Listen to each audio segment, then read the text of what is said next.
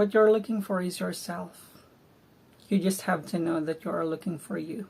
Hey guys, welcome to my stunning channel. My name is RV. Subscribe to my channel if you haven't already. For today's video, we are going to do a book review.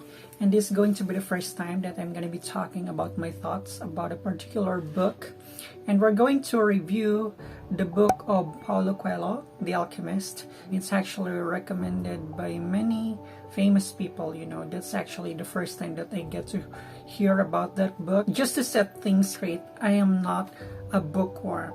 Although I like the idea of being one, but I actually feel lazy reading an entire book.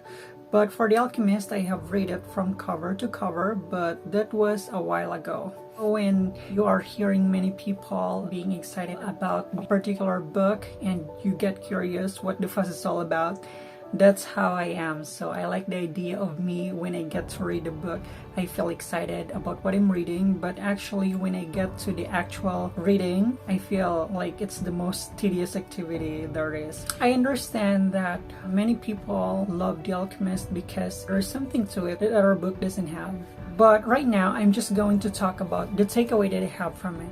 As much as I would want to talk about what many people would want to hear about this book, for me, to be honest, it's not as exciting as I thought it was. It's a story about this shepherd who has these recurring dreams. It's been a while, so I might not be able to get all the details correctly, but as far as I can remember, basically this boy traveled through the desert to the pyramids of Egypt because the treasure is there. He has to leave his country. I think it's from Spain, if I'm not mistaken. He had to travel all the way to Egypt. And there are a lot of things that happened on his way to find the treasure. And I could not remember so much of the details about what happened. But one thing that I could remember was that on his way, he was robbed of his money by some robbers. There are a lot of things that he had to go through just to get there.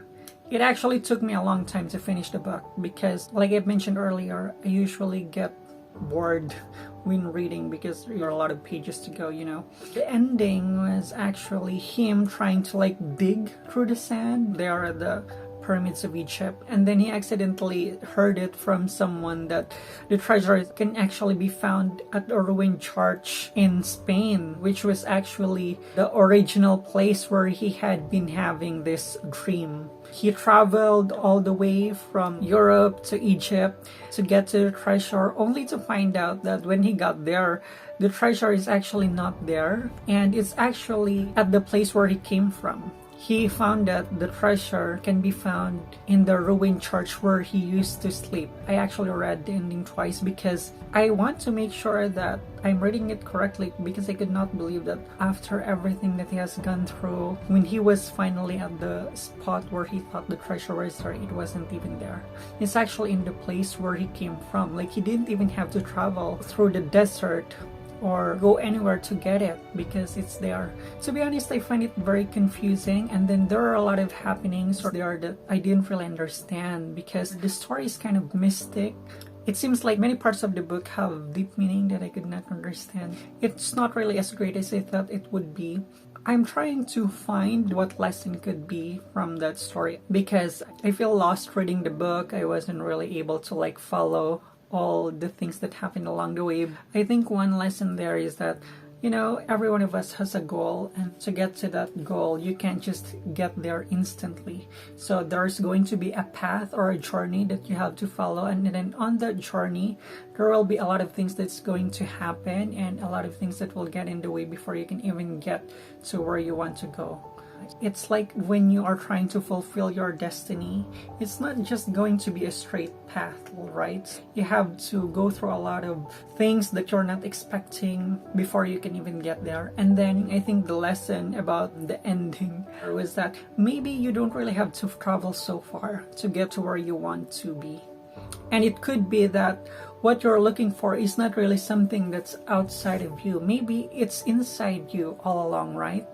It may mean that the treasure that can be found in the ruined church where he used to have that dream means that you don't really have to go anywhere. It's there. you just didn't know, because maybe you had to go through a process of discovering yourself first before you can find that it's actually inside you. You are born with it.